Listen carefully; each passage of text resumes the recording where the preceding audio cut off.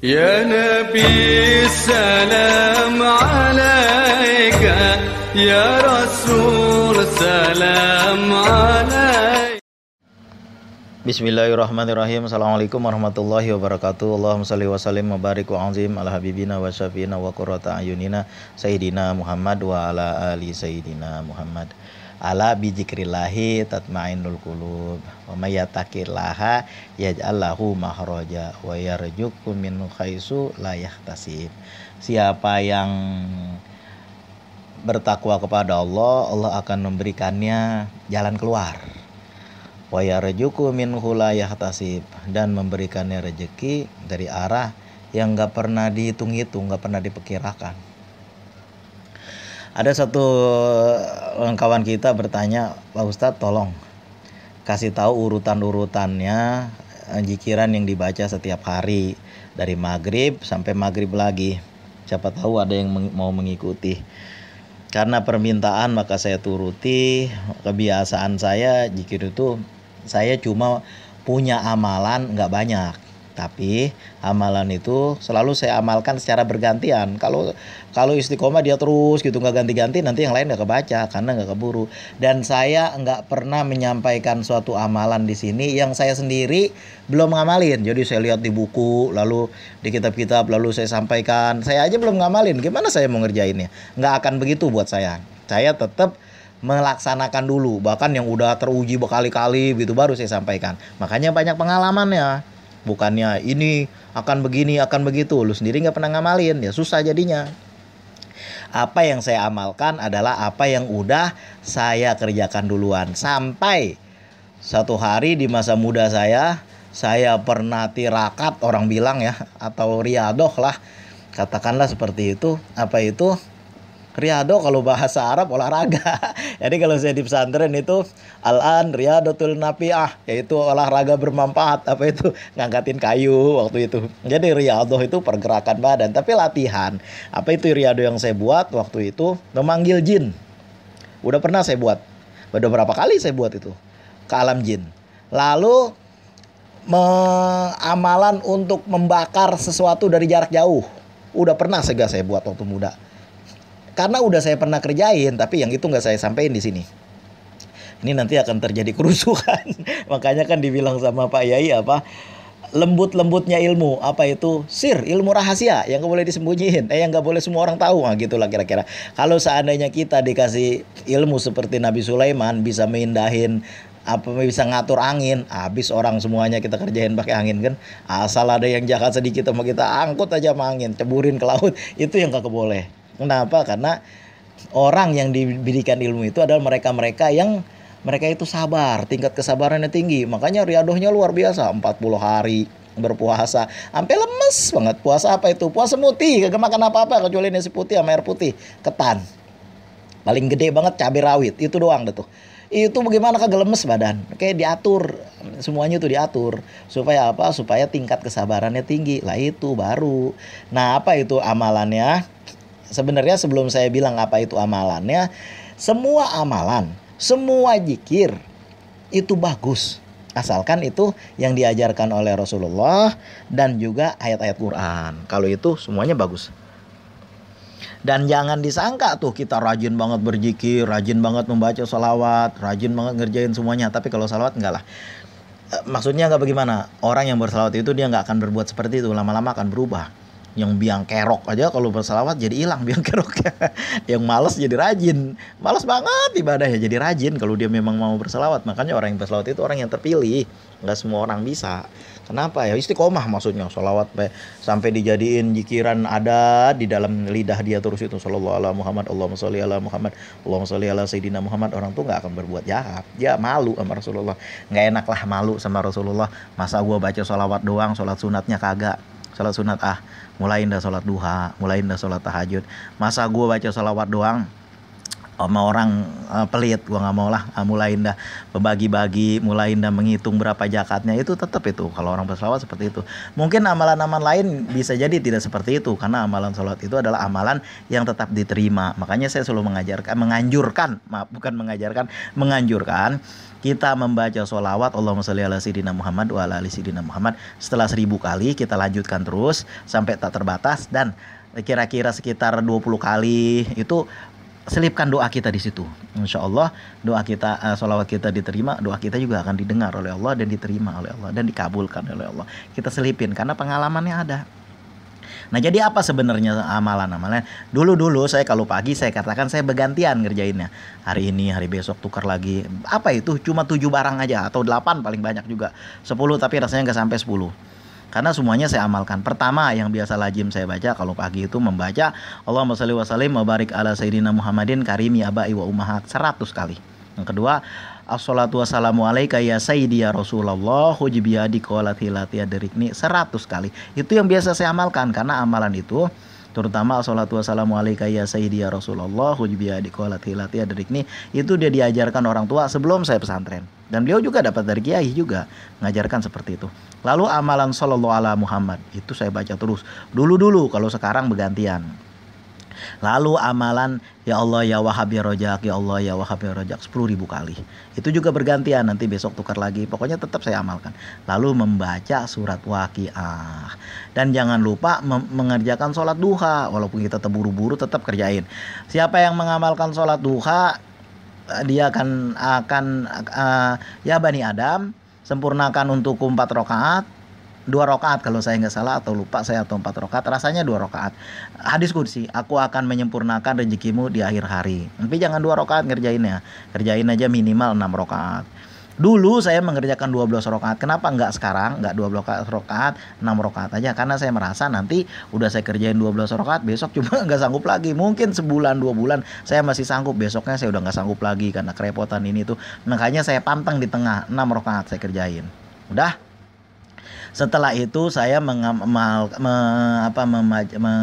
ya Allah ya Wahhab ya Rojak berapa kali? 10.000 kali. Setelah itu saya membaca yang paling penting nih, Allahumma sholli ala sayyidina Muhammad wa ala ali sayyidina Muhammad, saya baca minimal 1.000 kali. Kapan itu? Ya kalau saya bacanya pagi habis sembahyang mah Isya disuruhnya. Tapi saya kapan saya sanggup naik motor lagi jalan, tetap itu saya baca, dan itu yang saya baca. Dan amalan Allahumma sholli wa sallim ala sayyidina Muhammadin sholatan tunjina biha min jamil ahwali wal afat taqdilana biha jamil hajat, sholat munjiat itu ketika saya ada keperluan saya biasanya saya amalkan antara 3 sampai 7 hari. Kemudian juga sholawat nariyah itu saya amalkan ketika saya ada keperluan. Udah pernah juga saya amalkan 4.444 kali sekali duduk, dari jam setengah 7 pagi sampai jam 7 malam, 13 jam kurang lebih. Itu terus saya baca waktu saya masih muda. Dan kemudian amalan lain ya seperti biasa, kita sholat sunat, duha, sholat tahajud kalau kita bangun. Kalau tidak ya sholat duha nggak pernah ada. Gimana pun juga saya lagi repot tetap saya kerjakan, curi-curi waktu. Sholat duha dulu lah, nanti kadang nggak kesempatan sholat duha. Seperti hari ini kan tadi ada kesibukan, cepat-cepat saya buru-buru sholat duha, jangan sampai nanti saya nggak keburu sholat duha. Itu tetap diamalkan, karena coba nanti tengok di konten-konten sebelumnya tentang masalah faidah sholat duha, luar biasa banyaknya, karena salah satu juga ada pintu duha namanya. Nanti di surga tuh ada pintu duha kita. Apa saya nggak salah, pintu sedekah, nanti dipanggil kita dari situ, termasuk dari situ. Dan Abu Bakar Siddiq dipanggil dari semua pintu. Nah itulah makanya kita mengerjakan sholat duha. Kemudian kalau ada kesempatan daripada ngobrol, daripada main malam minggu, malam sibuk, malam libur, kita mengerjakan sholat tasbih. Karena sholat tasbih ini sewaktu-waktu yang diajarkan oleh Rasulullah kepada siapa? Kepada Abu Dzar Al-Ghifari. Itu beliau mengajarkan seperti itu. Kemudian amalan lain membaca surat Yasin kalau dalam keadaan kondisi perlu bener kepepet gitu kan. Nah itu saya baca berapa kali Bang? Minimal saya baca 40 kali, tapi biasanya saya di atas 80 kali sampai 100 kali lebih, 168 kali. Apa mampu? Ya mampu orang beberapa hari kok. Saya nggak kemana-mana, terus saja saya baca. Nanti udah 40 hari, 40 kali saya istirahat dulu. Nanti saya baca lagi, terulang lagi, terus lagi begitu terus menerus. Biasanya begitu. Kemudian sholat sunat, jangan ditinggalin sholat sunat. Dan sholat 5 waktu awal waktu. Jangan entar. Kecuali sholat isya entar-entaran lagi boleh juga, karena isya waktunya panjang. Sholat terutama maghrib itu harus kudu cepat kita, asar karena subuh juga begitu, jangan ditunda-tunda. Udah jam 10 masih, ya Allah, itulah salah kita begitu. Subuh itu al barokatu fi bukuriha, berkah itu adanya pagi-pagi, subuh bangun. Kalau bisa kita membaca subhanallah walhamdulillah wala ilaha illallah wallahu akbar antara subuh dengan antara azan dengan qomat. Tapi saya tidak mengamalkan itu dulu. Iya, saya amalkan. Kalau sekarang karena jikiran banyak banget. Jadi terutama sholawat yang saya gencerin paling banyak. Nah, itu yang saya sampaikan. Dan ketika ada kondisi-kondisi berat, itu ada amalan-amalan lain yang saya tidak bisa sampaikan di sini. Cuma begini. Kalau semua apapun amalan kita, semua apapun yang kita kerjakan, pertama kita jaga sholat 5 waktu. Jangan sampai bolong. Barangkali kalau kita sakit banget, kayak saya dulu sakit berat, bolo-bolo. Kata mau wudhu, sampai-sampai itu impus saya bawa-bawa ke tempat, ke kamar mandi mau wudhu. Saya bawa-bawa karena saking pengen jangan sampai ninggalin sholat. Tapi kalau udah kolap banget tuh, susah banget mau sholat, kita pun waktu udah nggak terjaga lagi, kita udah waktu sholat kita udah tidur, tiba-tiba udah bangun udah jam 10 malam. Kita habis asar, namanya kita sakit, habis asar kita tertidur. Bangun udah jam 10 malam. Nah, kita sakit, panas badan kita kan. Apa boleh buat? Tetap kita bangun, kita kerjain sholat maghrib, sholat isya, tetap kita kerjain. Walaupun udah di luar waktu karena kita tidak sengaja melakukannya. Tetap mudah-mudahan tetap kita connect. Dulu saya pernah sama Pak Yai berjalan dari arah Jakarta pada tahun itu sampai di tengah puncak kemacetan. Ketika macet, Pak Yai udah bilang, nanti kalau kita terjadi macet waktu azan zuhur, niatkan kita untuk sholat. Nah, bilang nanti baru kita kerjakan di tempat lain kalau udah nggak terjebak macet. Nah, begitulah, berdasarkan itulah makanya ketika saya kesulitan untuk sholat, di waktu sholat saya sudah meniatkan saya untuk sholat, bukan tidak sholat. Sholat itu kita jaga nomor 1. Apa yang dihisab oleh Allah pertama kali adalah sholat. Makanya kan saya nih selalu bilang, ini kita nih orang Betawi, semuanya insya Allah rata-rata orang-orangnya taat beragama. Maka dari itu jangan sampai kita sholat kita lalaikan. Udah telat waktu, jangan seperti itu. Yang pertama nih, yang mendukung amalan kita. Yang kedua, silaturahim dengan siapapun kita bangun. Jangan sampai kita sama soleh pribadi, sama diri soleh, sama Allah soleh, sama orang lain jahatnya naudzubillah. Nggak boleh orang senang dikit dengki kita udah mulai ada. Nggak usah seperti itu. Itu yang menghambat kita untuk dekat kepada Allah. Karena ciri-ciri orang bertakwa terutama di waktu bulan puasa selalu bilang wal kadhiminal ghaitha wal afina anin nasi. Nah, itu kan sambung hubungan silaturahim dengan siapapun. Sambung silaturahim dengan siapapun karena silaturahim itu insya Allah memperbanyak rezeki dan mempanjangkan umur. Yang namanya silaturahim tetap kita bangun, kita jaga dengan siapapun. Mudah-mudahan insya Allah orang-orang yang seperti itu Allah panjangkan umurnya, Allah gampangin usahanya. Sholawatnya jangan lupa dibaca terus menerus. Pokoknya baca aja dulu surat Al-Waqiah dibaca.